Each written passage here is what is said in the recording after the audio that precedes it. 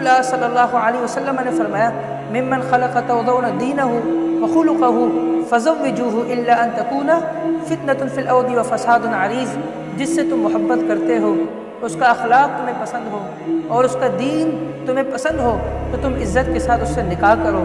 تو یہ ہے طریقہ کہ جس سے تمہیں محبت ہو جائے، تم عزت کے ساتھ اس کے گھر پر رشتہ بھیجو اور اس سے نکاح کرو۔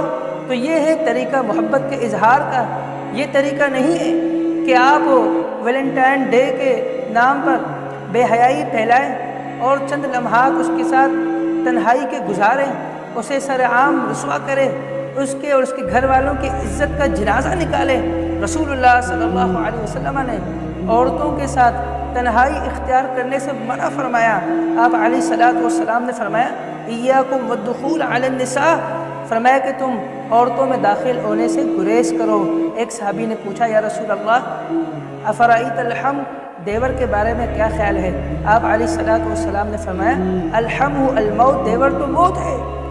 رسول اللہ صلی اللہ علیہ وسلم نے عورت کو تنہا حج کرنے سے بھی منع فرمایا ہے۔ آپ علیہ الصلوۃ والسلام نے سختی کے ساتھ منع فرمایا کہ عورت حج کا سفر بھی